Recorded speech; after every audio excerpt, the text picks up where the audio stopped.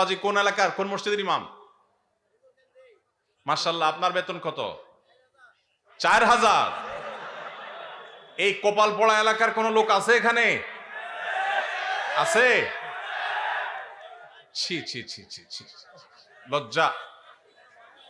ভাই, এই এলাকার মানুষ যারা, ভালো করে শুনে রাখেন, এই মসজিদ কমিটির যারা দায়িত্বশীলরা আছেন, আল্লাহকে ভয় করেন, আল্লাহকে ভয় করেন।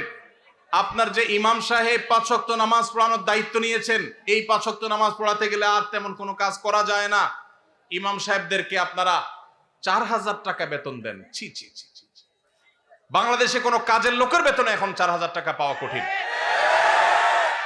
ইমাম সাহেবদের এই অপমান, এটা কোন অবস্থাতে এলাকাবাসী সহ্য করা উচিত না। এই মসজিদ কমিটির বা এই মসজিদের মুসল্লিরা কেউ থাকলে হাত তোলেন।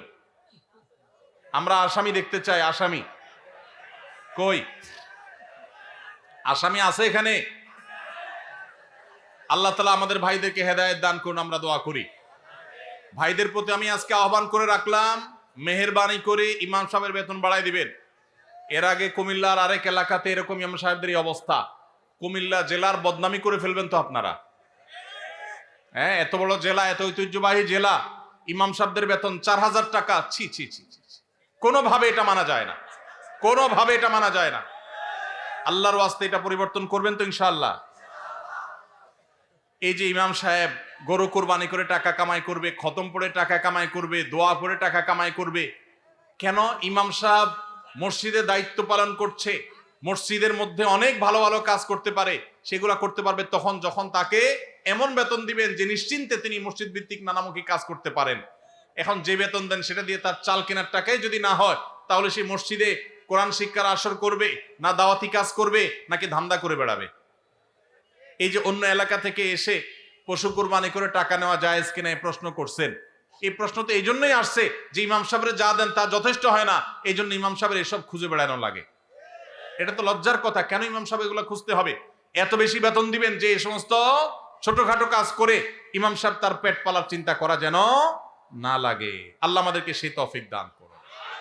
এখন বাহির থেকে কেউ যদি এসে এগুলো করে, হারাম না, এটা মোটেও হারাম না। কেউ যদি পারিশ্রমিক নিয়ে পরিশ্রম করে, যেখানে টাকা নেওয়া জায়েজ শরীয়তে, যেমন পশু কুরবানি করে টাকা নেওয়া জায়েজ, অতএব কেউ এরকম নিতে চাইলে জায়েজ আছে। এলাকার ইমাম সাহেব নিবে, বাইরে কেউ আসতে পারবে না, এমন কোনো কথা নাই।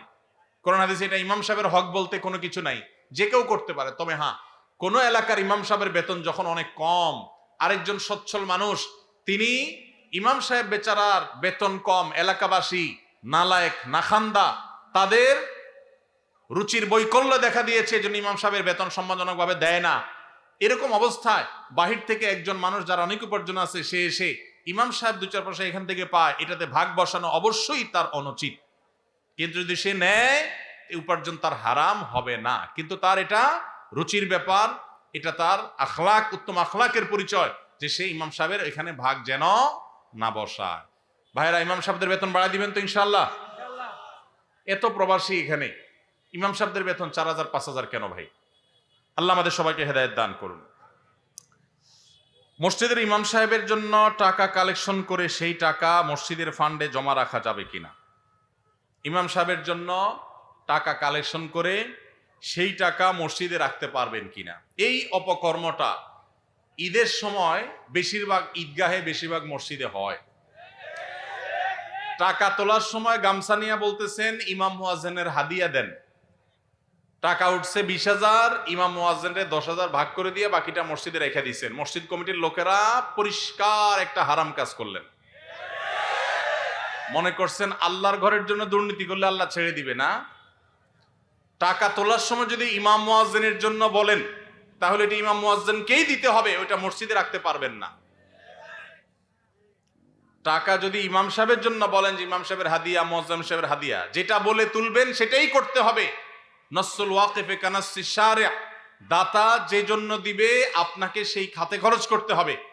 আপনি ইমাম সাহেবরে সামান্য কিছু দিয়া, বুঝ দিয়া বাকিটা মসজিদে রেখে দিয়েছেন, এটার নাম দুর্নীতি। এটার নাম কি? এটা জায়েজ নাই। অনেক কমিটির ভাইরা এটা করেন, চিন্তা করছে সারা জীবন নিজের জন্য চুরি, 2 নাম্বারই দুর্নীতি করলাম, এবার আল্লাহর ঘরের জন্য একটু 2 নাম্বারই করি। জায়েজ হবে? ভাইরা আমার, এই জন্য সতর্ক থাকতে হবে। খবরদার, আর ইমাম সাহেবদেরকে বসায়া ঈদের দিন গামছা নিয়ে তাদের জন্য টাকা তোলা, এটাও তো আরেক লজ্জার কথা। ইমাম সাহেবদেরকে হাদিয়া দিবেন, এটার জন্য তাদেরকে বসায় রেখে তাদের সামনে ভিক্ষা করবেন, টাকা তুলবেন, এটা তো অপমানজনক কথা ইমাম সাহেবদের জন্য। কেন রে ভাই? এলাকাবাসী বিভিন্নভাবে ইমাম সাহেবদের ঈদ উপলক্ষে ঈদের তারা বেতন পাবে, বেতনের পাশে এক্সট্রা একটা বোনাস পাবে, সে ব্যবস্থা করা যায় না? নিজেরা বেতন দানের টাকা বাড়াই দিয়া ইমাম সাহেবদেরকে, মুয়াজ্জিনদেরকে বোনাস দিবেন, তাদেরকে ভিক্ষা দিবেন না, তাদেরকে অপমান করবেন না। যে এলাকাবাসী তাদের ইমামকে সম্মান করতে পারে না, মর্যাদা দিতে পারে না, তাদের চাইতে হতভাগা, তাদের চাইতে দুর্ভাগা আর কেউ হতে পারে না। ভাইরা আমার, কুমিল্লার বদনামি শুরু হয়ে যাবে তো এরকম একের পর এক প্রশ্ন এগুলাই আসতেছে। আপনারা সবাই ইমাম সাহেবদের হক আদায় করার চেষ্টা করবেন তো ইনশাআল্লাহ।